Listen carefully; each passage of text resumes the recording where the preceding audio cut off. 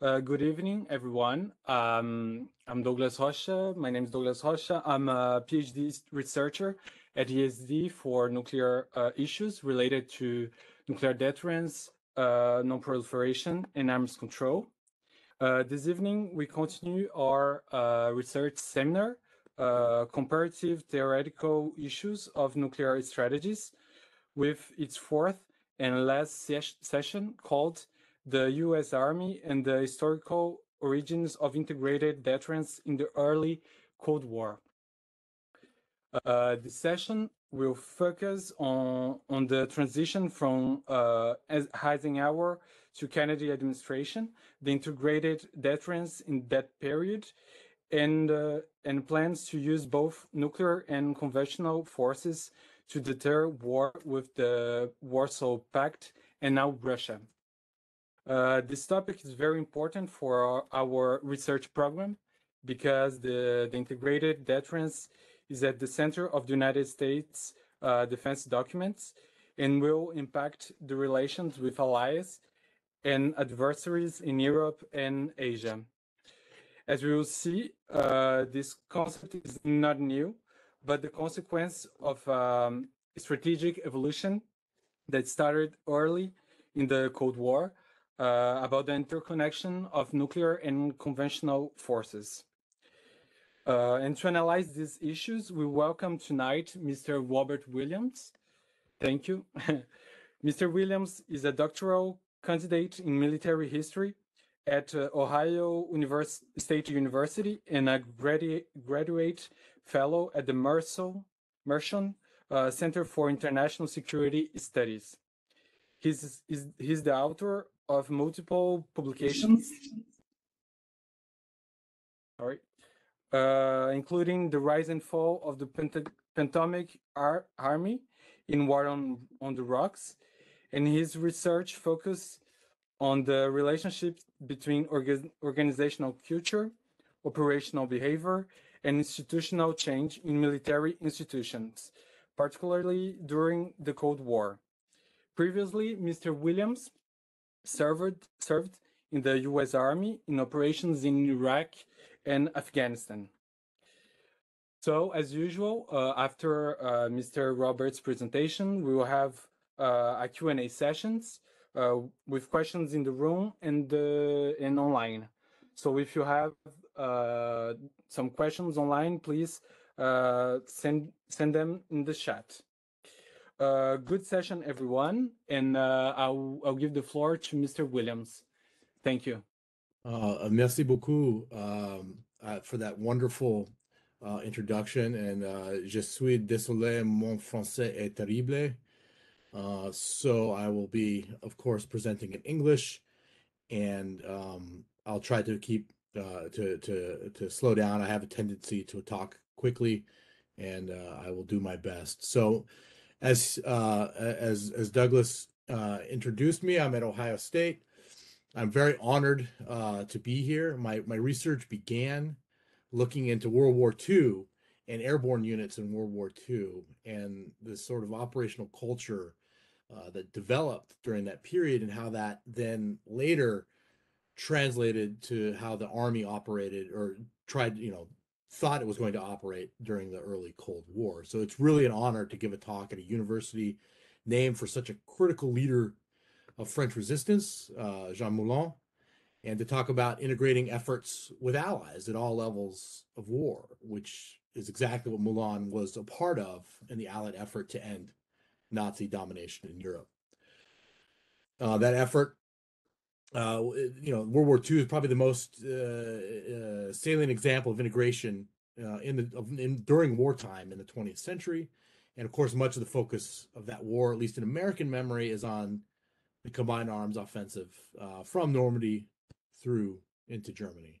And Moulin was critical in coordinating these irregular warfare groups, integrating irregular warfare into a united resistance movement and into the overall Allied effort. So it's truly an honor.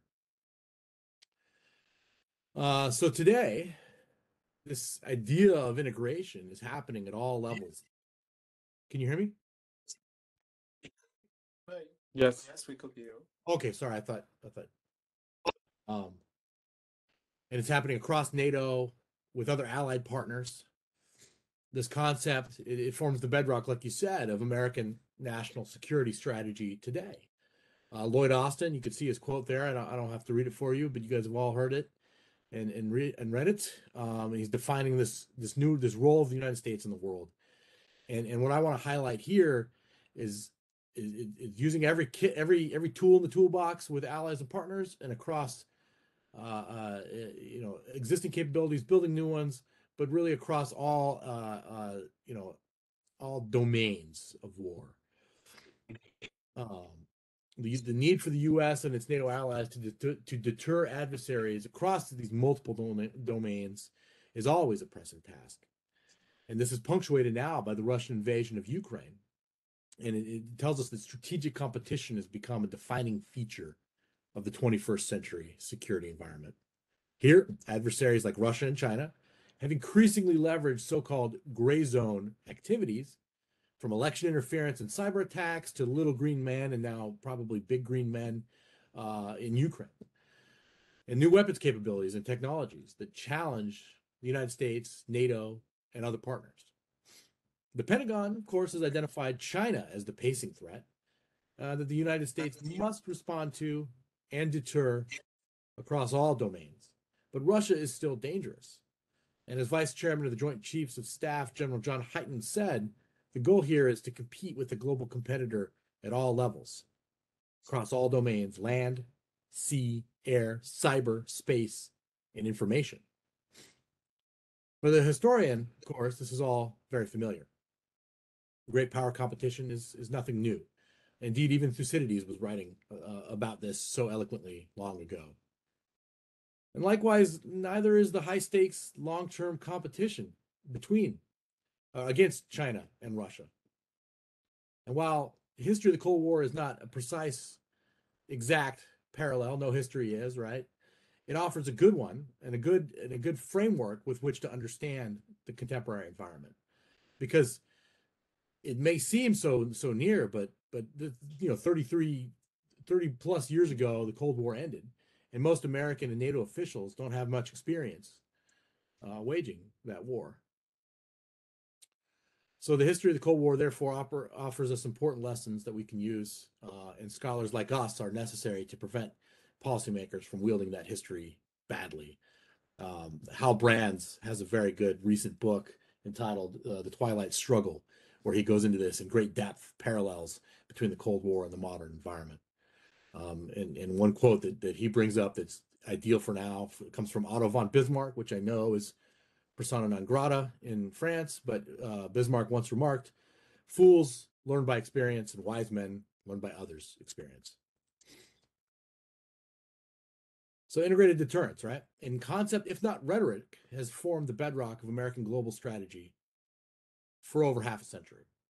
The Eisenhower and Kennedy administrations both sought to integrate atomic weapons and other capabilities with allies and partners around the world to deter the Soviet Union, and to a lesser degree China, from starting World War III. The concept and the strategic context of today's integrated deterrence are much like those of the early Cold War. Rather than the Soviet Union and the pacing threat and China as the lesser one, the roles are more or less reversed. Nevertheless, this was part of both administrations' overarching strategies. Like Ike's massive retaliation, it depends on nuclear deterrence and diplomacy backed by well-positioned conventional forces with the appropriate capabilities. Like Kennedy's flexible response, it recognizes the need to combat gray zone activities and deter conflict below the nuclear threshold.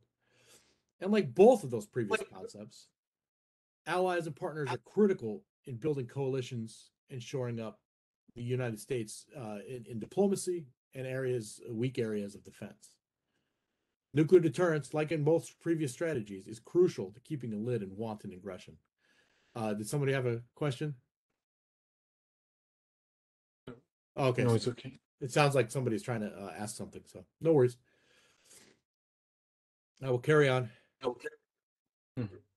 Today, I will discuss deterrence in the 1950s and 60s. I argue that American national strategy has followed a similar pattern when dealing with large geostrategic adversaries, and that these strategies force changes in operating concepts capabilities, development, and even the roles and missions of services. Bureaucratic organizational interests often shape these conceptions of integrated deterrence, which occurred during the Eisenhower and Kennedy administrations and is happening again now. The Army, the United States Army, is an example I will use from this period. And so I'll be going from the strategic down to the tactical and institutional levels fairly quickly to demonstrate the relevance and integration to each other. So the new look.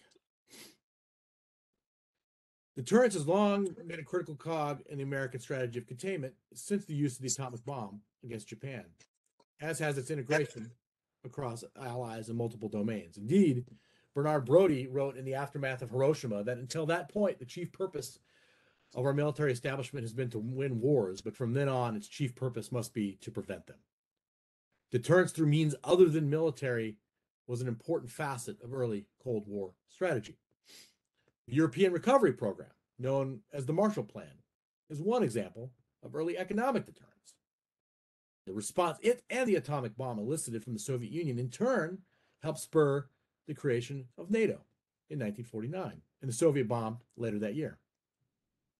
In joining NATO, the United States broke with 150 years of tradition and entered an entangling alliance, as George Washington called it, with Western Europe.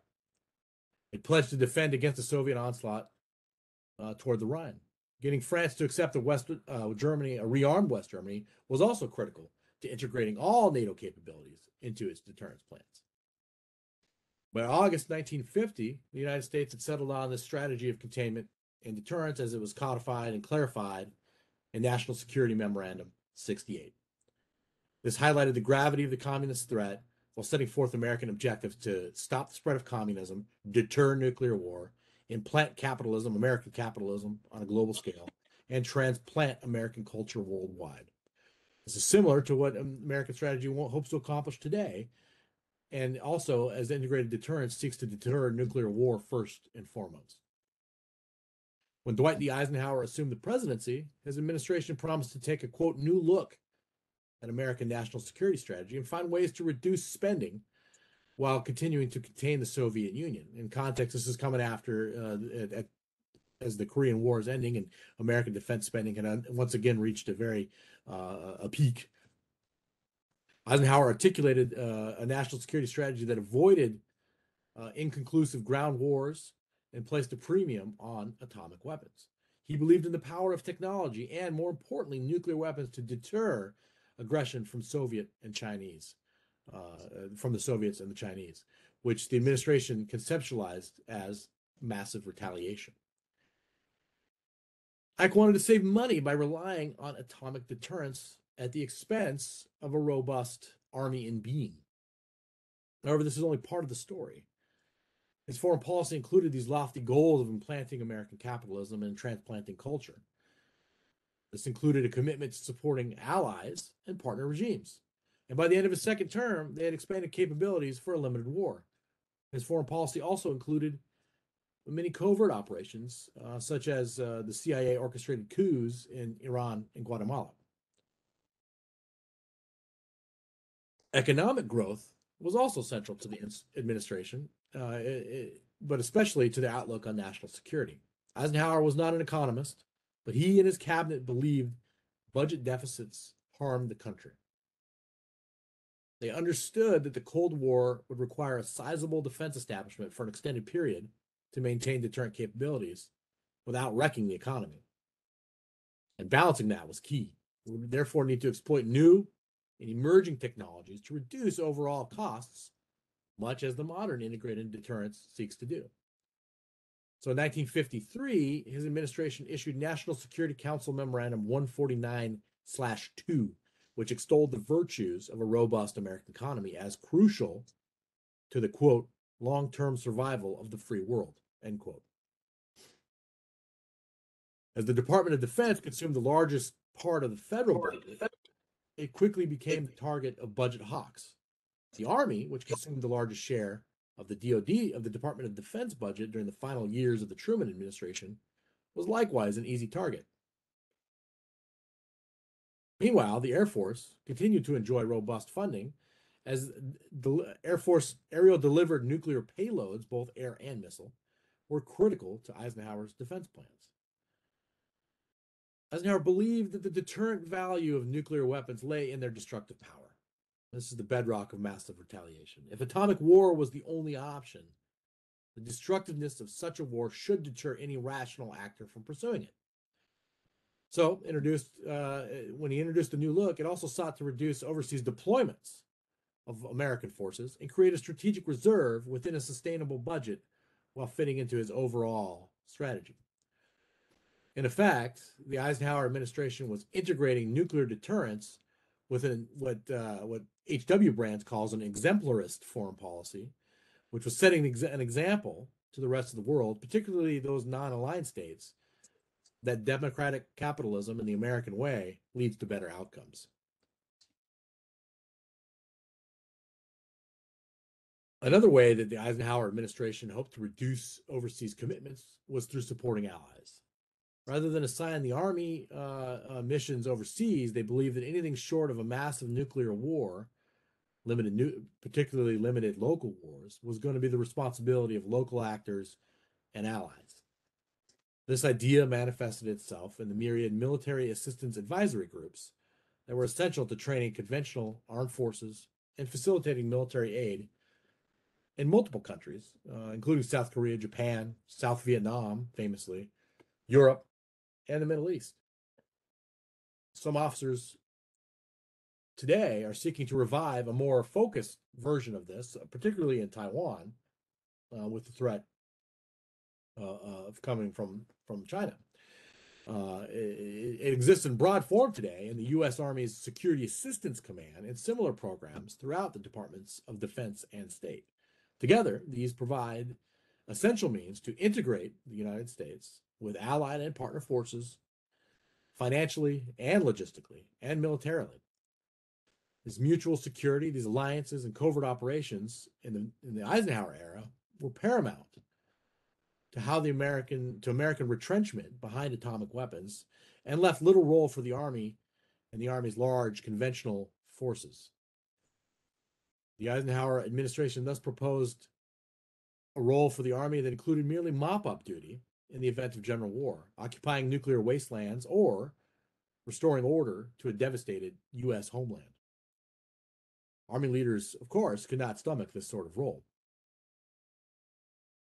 Many Army leaders viewed the single weapon strategy as the cause of foreign policy frustrations that occurred during the 1950s, such as following Dien Bien Phu and the crisis over the Quemoy and Matsu Islands, and even the twin Hungarian and Suez crises of 1956. To some of these officers, world leaders were calling the Americans bluff, wagering, correctly, that the Americans would not use atomic weapons to protect these peripheral areas at the risk of an all-out nuclear war with the Soviet Union. Nations and non-state actors were not playing to American strengths, but to American weaknesses through gray zone activities, creating a significant deterrence challenge. Eisenhower's massive retaliation then directly affected the operating concepts and capabilities of the services, notably the United States Army, which found itself suddenly unpopular and without its historical mission. Believing that small, irregular brush fire type wars would be the norm, yet realizing the need to also prepare for operations in an atomic environment and to conceptualize itself that way in order to receive its share of the budget, the Army began reorganizing itself as a supposedly dual-capable force ready for either eventuality. If war broke out with the Soviet Union, the Army visualized a limited atomic land war that did not include atomic strikes on cities, but tactical exchanges of nuclear weapons between land forces. It developed what became known as the Pentomic Division to meet this requirement. This used fewer personnel than before, was supposed to be completely air transportable, and promised to be better suited for mobile warfare on an atomic battlefield. It was a 5-sided infantry division that consisted of 5 battle groups, which used to be called battalions, and were now retooled, capable of fighting alone in all directions. Each battle group consisted of 5 rifle companies.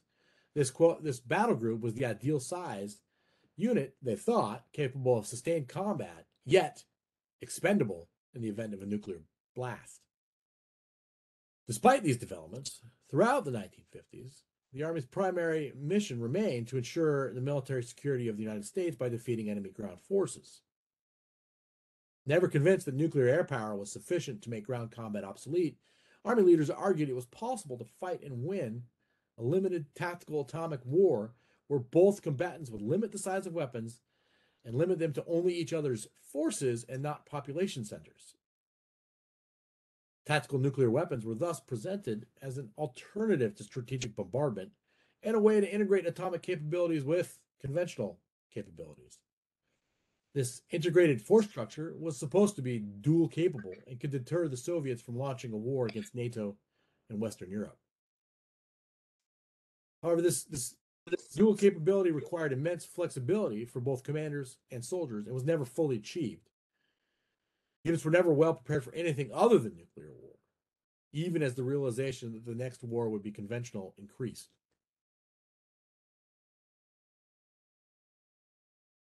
The Secretary of the Army agreed and truly believed that the Army had achieved a dual capable force ready for all-out or limited war. Many officers, however, were naturally skeptical of this idea of a dual capable force. One retired officer wrote that instead of providing a solution, the Army only provided three words, three key catchphrases: dispersion, mobility, and flexibility, that never fully came to fruition. Nevertheless, they believed that developing this capability for limited nuclear war would give the Army a key role in deterrence, and that firepower, nuclear firepower, would win future wars if needed. As far-fetched as the Pentomic Army and this idea of tactical atomic warfare sounded, it was an attempt by the Army to integrate itself into the existing deterrence framework. If the Soviets were to launch an invasion of Europe, if massive retaliation failed, and they called Eisenhower's bluff, then the idea was that a nuclear-capable land army employing battlefield atomic munitions might provide another layer of deterrence, and if not, a way to defeat an adversary that had numerical superiority. Institutionally, the reorientation of the Army for atomic war mostly failed. The doctrine was never officially written, and the equipment did not match the needs of the Pentomic Division.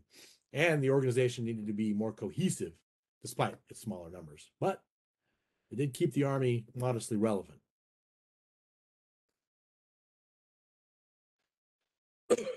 Kennedy's flexible response.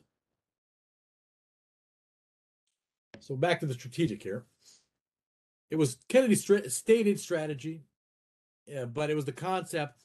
The concept came, it was the product of ideas that Army chiefs of staff had championed during the Eisenhower era. These Matthew Ridgway and Maxwell Taylor, they were fed up with their services role, and they correctly foresaw the need for the country's ground force to prepare for multiple missions, like we talked about, and create the credible preparation itself to serve as a potential deterrence. Now, the Eisenhower administration, to be fair, was seeking to provide more flexibility to meet national crises, especially in his second tenure, his second administration as president. But it was America's strategy since 1957 had begun to move toward more flexibility, as evidenced in the handling of the Beirut crisis in 1958 and the revised Basic National Security Policy of 1959, which clarified existing previous policy. But nevertheless, opponents of Eisenhower's ideas were convinced that any built-in flexibility to integrate capabilities across multiple domains was overshadowed by the administration's preoccupation with, quote, general war and the long-range strike forces. And during Kennedy's campaign, a young reporter asked one of his staffers, most of the candidates at the time all had their own little pet weapon that they were championing throughout their campaigns, and one of the staffers asked what Kennedy should be, and this defense analyst said, well, how about the infantryman? Which reflects kind of sort of the way Kennedy was thinking going into his campaign to put less emphasis on big weapons and more emphasis on a broader, flexible capability. So these opponents of Eisenhower, they believed the country had to be prepared to at least deter and fight any war if necessary. General Maxwell Taylor, he was defending the adequacy of the budget in Congress. He used his day in Congress to outline his vision for deterrence at the local and strategic levels and the need to provide adequate means for limited wars. This was the first public acknowledgement of his thinking on what would become known as flexible response. When John F. Kennedy won the presidency, he did so in part using the same rhetoric that Army leaders had used throughout the 50s. He asserted that the new look had damaged the United States' military preparedness and reduced its ability to influence the world. Quote, "We must regain the ability to intervene effectively and swiftly in any limited war anywhere in the world, augmenting, modernizing, and providing increased mobility and versatility for the conventional forces and weapons of the Army and Marine Corps," end quote. He declared that in a speech on the Senate floor in June 1960. In his first message to Congress as president, he advocated a desire to deter all types of war, from general nuclear to small brush fire, while disregarding the economic cost of such deterrence. So flexible response fits his desire to calibrate the American response more precisely to the nature of the Soviet threat. This is similar to today, as the United States is attempting to calibrate its capabilities to the different threat environments. What works for NATO and Europe and Russia will not for China, and most certainly any attempt to deter Iran will also look completely different. NATO has a robust framework in place for this deterrence, but an even more significant challenge for the United States exists in integrating non-NATO allies and partners. These might not have an agreed upon framework, and therefore each will have its own various political, economic, and military needs to balance in relationship with the United States and with the People's Republic of China. Much more challenging for the Departments of Defense and State than within the NATO framework. Kennedy also, however, believed that retaliatory nuclear power alone was not enough. In practice, he wrote, "Our nuclear retaliatory power cannot deter communist aggression, which is too limited to justify atomic war." Almost as soon as he entered office, however, he increased the defense budget by 15% and doubled the Army's strategic reserve. Though he campaigned against massive retaliation, he also argued forcefully in his campaign rhetoric to support the disproven, quote, missile gap theory. In fact, he and Eisenhower knew it to be untrue at the time, but Kennedy capitalized on the idea of a political gain. The so-called missile gap is an integral part of the story. Kennedy's campaign centered on this idea, and if true, it would undermine all of the Eisenhower administration's claims to be able to respond massively to an attack.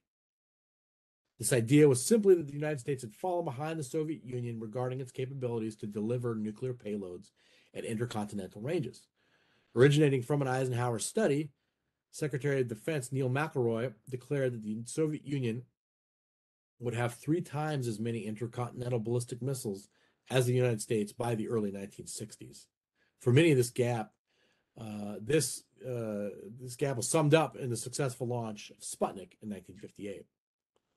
And so these ideas drove Kennedy's campaigns on national security and undergirded some of his policies regarding procuring new and better nuclear weapons. Kennedy also believed that a policy based on deterrence through the threat of massive atomic retaliation created only 2 viable courses of action in the event of communist aggression: all-out war, atomic war, or retreat. Maxwell Taylor's post-career book, The Uncertain Trumpet, defined flexible response as a, quote, capability to react across the entire spectrum of possible challenge for coping with anything from general atomic war to infiltrations and aggressions, end quote. Carrying out this strategy of flexible response required building capacity for all levels of conflict. Nuclear threats remain valid, and this is evidenced by the 1962 Cuban Missile Crisis. But its de-escalation reinforced Kennedy's reliance on having a menu of options that flexible response provided. Atomic capabilities remained critical to Kennedy-era deterrence, especially after he campaigned. But like today, his conception of deterrence included this strong atomic capability as the bedrock to build additional deterrence capabilities through conventional, covert, and diplomatic means. The space race, while signifying missiles, was part of this. So, like I said, the administration continued to increase and upgrade American strategic nuclear capabilities while also building up conventional forces. In fact, by mid-1964, the U.S. had doubled the number of Minuteman missiles the previous administration had ordered and added 10 additional Polaris missile submarines. This development constituted, all told, a 150% increase in nuclear weapons at the time. However, many in the administration worried about rehashing of Eisenhower-era competition for funding, including Maxwell Taylor. Nevertheless, the administration also prioritized non-nuclear means throughout his time. So another key cog in the Kennedy idea of flexible response was to deter wars of national liberation. In response to Khrushchev's January 1961 pledge to support communist rebels worldwide, the Kennedy administration emphasized unconventional warfare while assisting indigenous forces resisting communist expansion across the globe. The Kennedy administration poured considerable resources into special forces training and ensured they were trained to understand irregular warfare's political, social, and economic aspects. This included mandatory courses on counterinsurgency at the various war colleges and within the State Department, coupled with discussions of Mao, Vo Nguyen Diop, and Che Guevara's writings on guerrilla warfare. This demonstrated the seriousness of the administration and the Army, in this case the Army's efforts, to focus on this sort of warfare. For example, at the Command and General Staff College at Fort Leavenworth, instructional hours concerning the nuclear battlefield dropped from a high of 600 hours in the late 1950s to 53 in 1961 and 16 by 1966. On the other hand, counterinsurgency instruction ballooned from 35 to 222 hours between 1961 and 1969. Today, a similar yet opposite shift is happening at the U.S.'s senior service colleges related to counterinsurgency and counterterrorism education versus learning more about deterrence and geopolitical competition. Kennedy famously took a personal interest in special forces training and equipment. He kept a green beret, the symbol of the special forces, on his desk. During his administration, the number of special forces personnel at Fort Bragg, North Carolina, increased from less than 1,000 to more than 12,000. And the training school now bears his name. He also created an ad hoc special group for counterinsurgency in January 1962, led by Maxwell Taylor, which was responsible for overseeing all counterinsurgency efforts worldwide. Stopping brush fires before they could become larger wars through these means was vital in his mind to deterring general war. Initial U.S. efforts in Southeast Asia during the Kennedy administration were primarily in this sort of advisory role, supporting South Vietnam as a partner. Today, irregular warfare and gray zone activities constitute a similar focus to coin or counterinsurgency during the Kennedy era, as does cyber. Successful irregular warfare often involves undermining an adversary without having to fight at all. Russia has used troll factories to spread propaganda and undermine its opponents, while China is using its Belt and Road Initiative to undermine American economic interests. Such actions demonstrate that U.S. opponents will use all instruments of national power to build influence and create leverage. In Kiev, in Ukraine, has gained an advantage with the help of irregular warfare operations of its own. This is exemplified in the covert attack on Saki Air Base in Crimea and the bombing of the Kerch Strait Bridge that connects Russia to Crimea. In this era of strategic competition, adversaries are even more likely to rely on irregular warfare to avoid costly, directly confrontations. Equally critical, as exemplified in the other picture on the slide, are to Kennedy's symmetrical approach to a more activist foreign policy were various programs that increased soft power. The Alliance for Progress in Latin America, the Food for Peace program, the new Agency for International Development, and the Peace Corps were part and parcel of this idea. These follow the new modernization theory that aimed to develop the global South in America's image while integrating American capabilities across multiple domains to deter communist influence. More than just altruism, these efforts to Kennedy were additional weapons in the Cold War. The Peace Corps was an essential counterweight to his administration's foreign policy, especially blunders, and for 25 years has engendered support for American ideals abroad.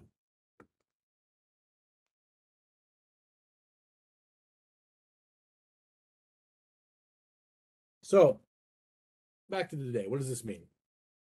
So, like integrated deterrence, flexible response promised to deter as needed, where needed, and with a response calculated to the adversary's actions.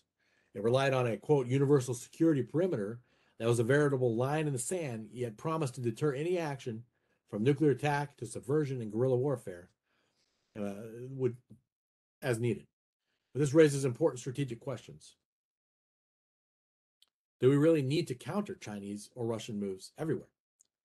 Did that drag the United States, NATO, and the West into unnecessary fights and dubious moral compromises throughout the Cold War? The range of possible responses is and was, as it were, flexible. These have included everything from an atomic second strike, if needed, to economic assistance through the USAID and the Peace Corps, like I pointed out. This was an integration of all elements of national power to deter adversaries, much like the U.S. is attempting to accomplish today. So like I said, atomic weapons remain a critical component. But like in the past, today's challenges from China and Russia also require conventional forces to form the core of any deterrent effect. These conventional forces must be integrated, not only into American nuclear deterrence capabilities, but also NATO and other allied and partner forces around the world. Economic sanctions on Russia and financial and logistical support to Ukraine have proven incredibly important in stemming the Russian, quote, special operation. Further integration with the EU, with NATO, and U.S. equipment will be critical for the Ukrainians to expel its Russian invader. Despite not preventing the Russian invasion, the credible threat of an overwhelming NATO response, conventional or nuclear, has kept the war within non-NATO borders.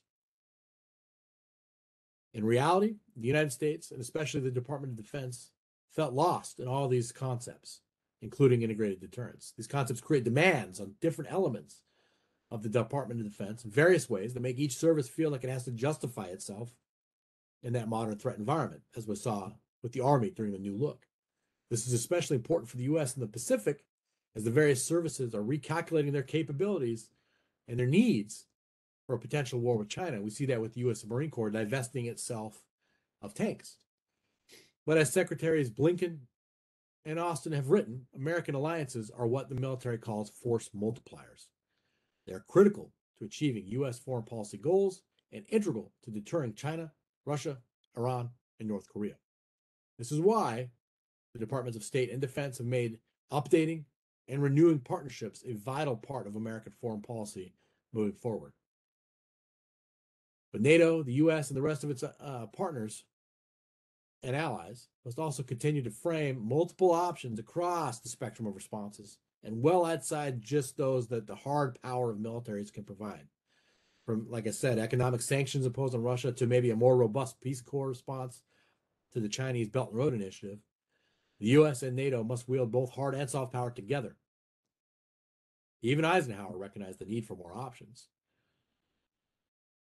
The United States, NATO, and their partners must transmit the values of free and open democratic societies worldwide to be beacons of peace and prosperity, backed up with credible military capabilities.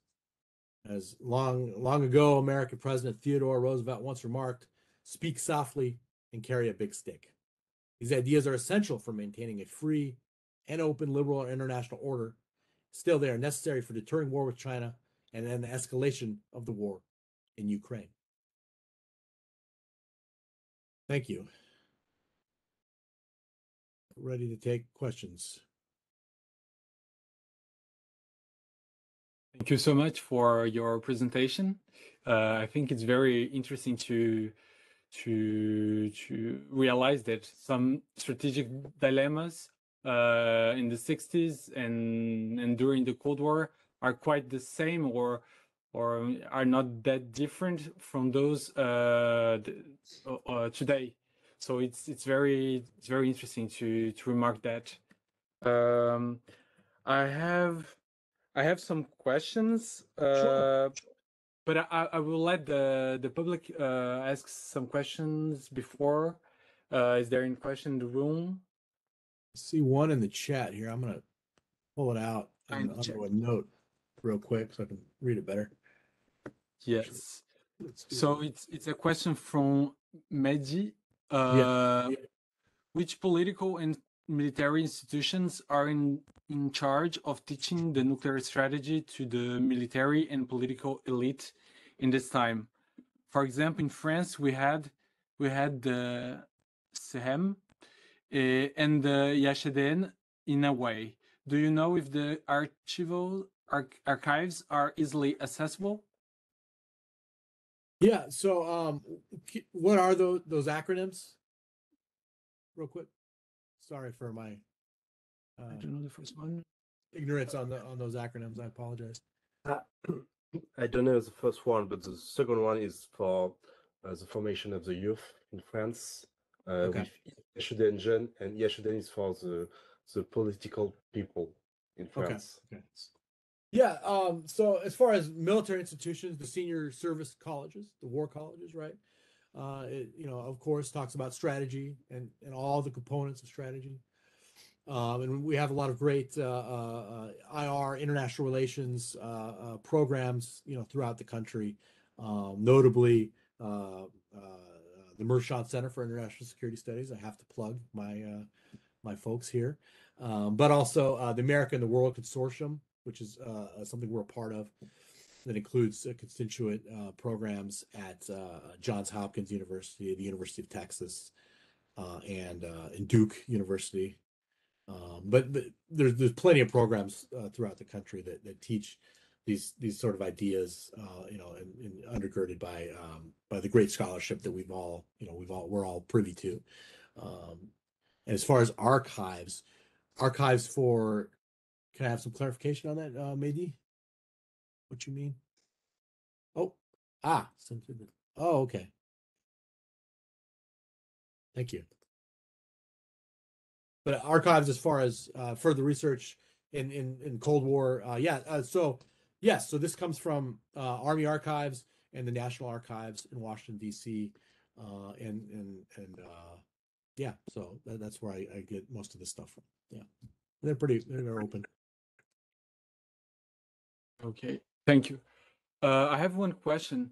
You talked about the bureaucratic, how can I say, dispute or concurrence within the administration during the 60s between some agencies that were very supportive of a counter-force strategy and those that were the supporters of a counter-value strategy in the nuclear strategy. So do you see something like that today in the United States, mostly between the DoD and the other administrations, for example? Some kind of reflection or thinking about the objectives of the nuclear strategy? No, I think what I see is folks, to be honest, I don't know that I can answer the question about modern thought on that. I'd have to look more into it. The counterforce versus countervalue. I know that most of America's nuclear capabilities are set up in a sort of second strike capability. No first strike, no first use policies, all those sort of things. But that's about as far as I'm willing to go on that. I'm sorry. Okay, not a problem. No, the great question. Just I don't feel the expertise enough to comment too deeply on that one. Okay, thank you. Yeah. Is there any questions? Yeah. I have one. I was wondering, in the light of the recent events of Germany and Japan, how do I say that? They are rethinking how they are seeing the military, and even in they grow domestic product, they put a lot of money on the table for that. And I was wondering if you think that nuclear integrated deterrence should be rethought for the Allies, because they are maybe thinking that it's not as relevant as it was. They are, yeah, well, putting armies while before they weren't. I don't know if it's my my question is clear. I'm sorry. No, it's very clear. No, I think that's an interesting question, you know, and the question kind of comes down to how relevant is the idea of the American nuclear umbrella, right? You know, and for Japan, probably more relevant than in Europe, but still relevant in Europe as well. I think, you know, there was a lot of talk in the Trump administration, right, about GDP and how much, you know, each NATO country is spending, and you know, take that for what it is. But I think, you know, the Russian invasion is obviously sparked considerable increases and considerable reevaluation of the role of militaries in these societies, right? I think you know, especially for Germany, I think it's a very big societal question, right? As far as like, okay, and you can see that with back and forth. Okay, Leopard tanks. Okay, yes, no. Okay, yes, and then now, you know, now the question is fighters, right? As far as atomic weapons, you know, I think that's a question that we're going to have to continue to see what these governments continue to talk about, you know, as we go forward. I think a lot of the saber rattling from Putin seems to have subsided, kind of, fortunately. When I wrote the piece that Douglas read and invited me, you know, there was all this talk of using weapons, and then a lot of the atomic weapons, and a lot of the Russian atomic weapons are quote unquote tactical, which is a terrible phrase for an atomic weapon, but battlefield. I like to use the word battlefield. You know, the lower, shorter range, really. And so that, you know, okay, then the idea was maybe, what if they use it in Kiev, maybe to use it for a breakthrough, right, for an offensive. And so that's kind of what spurred my thought on bringing the Potomac doctrine back into, you know, seeing what we could learn from it. But I don't know that yeah, as far as what the, you know, how this looks going forward, you know, who's to say? Well, hopefully we don't have to find out, honestly. Thanks. Karen, question? Yes. Je pense oui. Thank you very much for your intervention. I have a question. Currently, the concept of integrated teaching. Did you hear the beginning or? No, I think you cut out. Go ahead. Okay. Currently, with this concept of integrated deterrence, isn't there a risk of confusion in the dialectic between nuclear deterrence and conventional deterrence? I am thinking particularly of the fact that China wants to adopt integrated deterrence, maybe which can compensate its no first use doctrine. Say the last part again. The confusion between conventional and atomic. On the one side, maybe there is a confusion between nuclear deterrence and conventional deterrence. Right. And I am thinking particularly with the fact that China wants to adopt at its turn an integrated deterrence, maybe for compensate its no first use doctrine. Yeah, that's a good question. I hate to, you know, you know, we call it the Heisman in the United States, right? Where you shove something off, like the statue for the sports trophy, for American football. But you know, wow, yeah. I think for the United States, it is absolutely integrated, right? And you know, you know, sometimes these phrases kind of sound like just just a phrase, right? Just throw it out there. Flexible response, because that's a huge, it can mean anything. Integrated deterrence, it means anything, it means everything. But I think Austin and Blinken do a really good job of kind of, this is what we mean.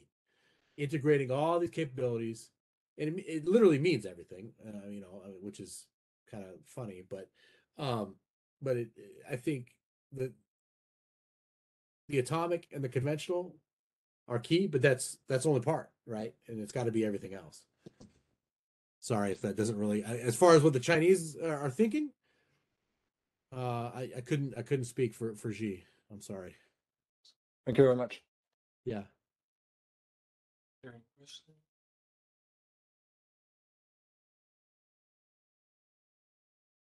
would like to ask you, can you identify a main difference between integrated deterrence during the Cold War and integrated deterrence today, for example?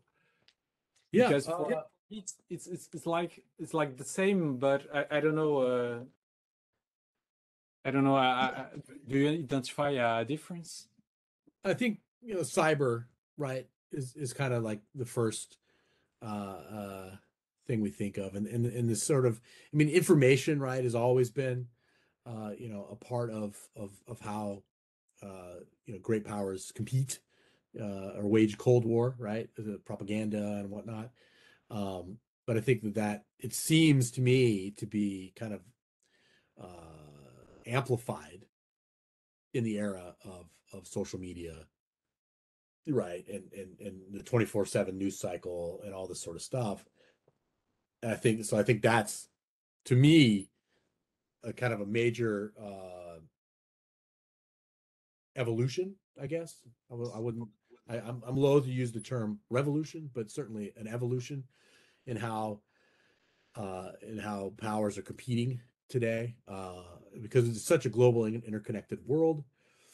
The fact that I can be on WebEx right now with you, right, from across the Atlantic, is only one, version of that. But I think combating, and I talked about it a little bit, but the Russian troll factories, right, and all these sort of nefarious activities and how they operate in a sort of new version of I can never say this right, Maskarova doctrine is and combating that, deterring that's, I think, the most difficult, and it's probably the hardest for the West to kind of get their wrap themselves around, because in sort of a liberal international order, right, you can't crack down too much, or then you're an authoritarian, right? And so, like, it's a fine line to walk, and I think that is a very, very significant challenge in today's. It's different than previous, flexible response. But then again, right, what is the Peace Corps and Alliance for Progress and all these things? But trying to compete for ideas, right? And the Cold War was a competition for ideas as much as anything. It's just now there's new mediums across which to compete. Twitter and all that junk. Thank you. Thank you. Is there any question in the room or in the chat? Maybe there. Yeah, another question from Mehdi. Yeah, I see it. Yeah. It's interesting. I don't know about SpaceX, but that's it's like the new space race, right? Or at least a part of the new space race. There's talk about Mars always and going back to the moon. There's the what's that television program where it's a satire in the US on Netflix. So you guys probably maybe seen it, Space Force, with where like China and the US both almost end up in a war on the moon or whatever. It's satire. But that's interesting. Or how about Musk? How about the private sector in general? And Musk providing, oh my gosh, what's the name of the internet service he provided in Ukraine? He sent over, and then there was a whole to-do about paying for it. Starlink. Is that part of competition and deterrence? That's a great question. Huh. New ballistics program. Yeah, certainly. And do you think it could be possible, for example, that the Potomac army come back in the U.S. Strategy, for example? Because we see in the NATO, mostly in Poland or in other countries that are very supporters to host tactical nuclear weapons. So is it possible to see something like a Potomac army or maybe more battlefield nuclear weapons in NATO or in the United States strategy? Yeah, I hope not. Right? Nobody wants to see any atomic weapon unleashed. And as far as like the Potomac structure, no, probably not. I know that the U.S. Army has really gotten into less about divisions, right? And it's a brigade concept, and brigades can then fight with their constituent battalions, and they're pretty self-sufficient if need be. They'll deploy a battalion and whatnot. And so you see like the Americans that have moved from at first it was 82nd Airborne guys that went to Poland and Romania, and now the 101st Airborne folks have replaced them. They send brigades. They're not sending the entire division, and they can operate fairly independently, and with modern communications and whatnot, can operate in the sort of dispersion necessary that was being called for back in the 50s. In the 50s, it was completely, it was way wider than anybody was ever used to, and they didn't have the equipment, especially the communications equipment to make it happen. But now, yeah, absolutely, it can operate dispersed as needed in the event, in the unlikely, in the ungodly event that atomic weapons are used. I think that they'd be able to do so. And as far as the rest of NATO, I'm not too privy necessarily on NATO force structure, but I know that through the years of NATO, American and German and French and British units operate roughly similar as far as tactically for the very reason of integrating if need be. Okay, thank you. Thank you. Is there any question in the room? In the chat? We have one question from Carlos Hatman. Does the current armed conflict between Russia and Ukraine have the potential to revive the Cold War as occurred in the Soviet ballistic missile crisis in Cuba in 1962? Great question. I think potentially, yes, on its head, that that word there. Of course. But I what's the Mark Twain's phrase, right? History doesn't repeat itself, but it sure does rhyme. And I think that's kind of what we're seeing with the saber rattling a little bit at the beginning, and through the first year or so of the Russian invasion, but not in the same way, I don't think, at all. And I think even Vladimir Putin doesn't want to destroy all life on Earth. At least it seems so far. I'm a bit of an optimist, I think, in that regard. But yeah, I think. But then on the other hand, right, like, did the Cold War even end? Is a great question to discuss. You could say no, a brief interlude maybe, and then it continues and it shifts, right? And now instead of Russia, it's China and so on. But it's kind of a similar, I think that's why the idea of great power competition is probably just as apt of a phrase. But yeah, I mean, it's a great food for thought question for sure. Thank you. Thank you, Carlos. Is there any question in the chat on the room? I think it's almost 7 p.m. Mm-hmm. So I think we can end this conference. I would like to thank you for your presentation and the questions, to answer the questions. I think your presentation was very insightful for our research at IESD, and I think for our students here. And we have one question, sorry. Thank you. Yeah. And Johanna. And thank you very much for your presentation. Thank you very much for the presence and the participation for those in the room and online.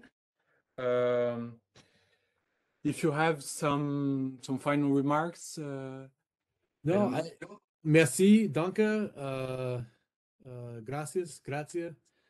That's about the limit of my foreign language, my language skills.